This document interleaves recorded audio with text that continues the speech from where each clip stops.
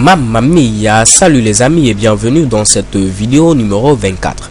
Alors dans cette vidéo, je vais vous montrer tout simplement l'imbrication des conditions. Ok, donc à ce niveau, qu'est-ce qu'on va faire? Je vais déclarer trois variables, la variable A, la variable B et la variable C, comme ceci. Ok, donc ce seront trois variables. Nous allons demander à l'utilisateur d'entrer la valeur de A, la valeur de B et la valeur de C par exemple. Et nous allons maintenant faire plusieurs tests. Donc à ce niveau, je vais mettre tout simplement un petit système comme ceci, .out, .println, et je vais mettre, oups, what's the matter, je vais mettre entrer la valeur de A comme ceci. Et je vais lire cette fameuse valeur. Donc je mets ce Mitsubishi au niveau de la variable A. J'utilise ici mon objet scanner clavier et je mets ici tout simplement next int. Donc je vais essayer de copier ce Mitsubishi et le dupliquer pour faire de même pour la variable B et la variable C. Donc je mets à ce niveau B et ici C. De même à ce niveau ce sera B et chez Kebam ici C. Ok. Donc nous allons faire maintenant nos fameux tests. Je vais vérifier premièrement est-ce que la variable A est égale tout simplement à la variable B. Donc si vous vous rappelez dans la vidéo précédente, je ne vous ai pas montré comment tester l'égalité. Si vous voulez tester l'égalité, il faut mettre deux fois le symbole égal. Ok, donc si vous mettez une seule fois, comme vous le savez, cela correspond à l'affectation. C'est comme si je dis tout simplement prends la valeur de B et mets-la dans A. Cela ne correspond pas à l'égalité. Pour tester l'égalité, il faut mettre deux fois le signe égal. Donc cela est généralement une erreur de débutant, alors ne tombez pas dans le piège. Si vous voulez tester l'égalité les gars, mettez deux fois le signe égal. Ok, donc si A est égal à B, on va vérifier ensuite est-ce que B est égal ici à C. Donc si A est égal à B et que B est égal à C, c'est que les trois valeurs sont tout simplement égales. Donc je vais mettre ici un petit système .out, .println. Les trois valeurs sont toutes comme ceci égales.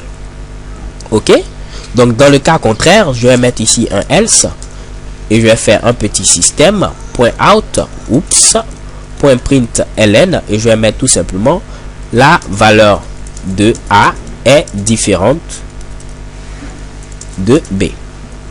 Donc là, je vais essayer d'expliquer ce Mitsubishi. Donc je descends tout simplement. Si A est égal à B, on va faire ce Mitsubishi là. Dans le cas contraire, on va afficher tout simplement la valeur de A est différente de B. Ok. Maintenant, si A est égal à B, on va vérifier est-ce que B est égal à C.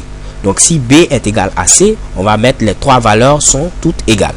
Ok, donc là ce que je viens de faire, c'est tout simplement une imbrication de conditions.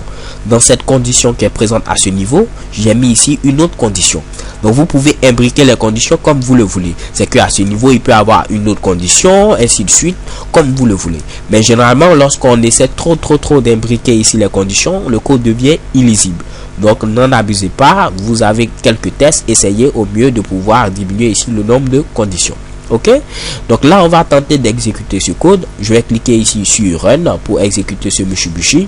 Entrer la valeur de A, je mets ici 4. Entrer la valeur de B, je mets ici 6. Entrer la valeur de C, je mets ici 1. Donc là, qu'est-ce qui va se passer? Il va vérifier est-ce que A est égal à B. 4 est différent de 6, donc il va afficher la valeur de A est différente de B. Je valide avec la touche entrée. Chez Kebam, la valeur de A est différente de B. Ok, je relance l'exécution de ce script. Je mets ici quoi? Entrer la valeur de A, je mets ici 4. La valeur de B, je mets ici 4. La valeur de C, je mets ici 4. Donc là, comme vous pouvez le voir, il a mis les trois valeurs sont toutes égales. Pourquoi?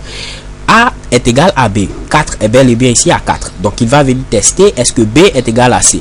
4 est bel et bien égal à C à nouveau. Donc là, il va afficher les trois valeurs sont égales. Ok, je vais relancer le script pour une dernière fois.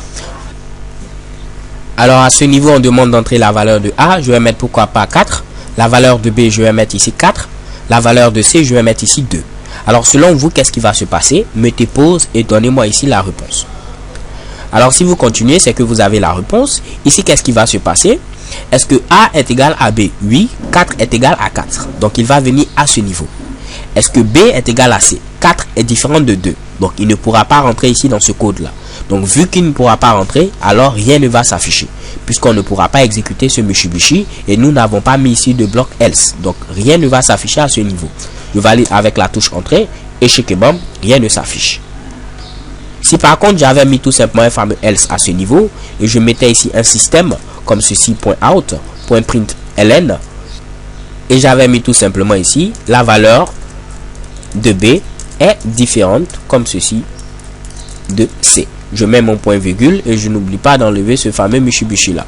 Donc si je lance l'exécution de ce code cette fois-ci, entre la valeur de A je mets 5, la valeur de B je mets ici 5, la valeur de C je mets ici 3, il va venir ici, est-ce que A est égal à B? 5 est bel et bien ici égal à 5. Donc il va rentrer ici à ce niveau là. Est-ce que B est égal à C? 5 est différent de 3, donc il n'exécute pas ce Mitsubishi, il va exécuter ce Mitsubishi qui est présent à ce niveau, donc il va afficher la valeur de B est différente de C. Je valide avec la touche entrée, shake-bam, la valeur de B est différente de C. Alors les gars, c'est tout pour cette vidéo. So thank you guys for watching. Don't forget to subscribe and to the next video. XOXO.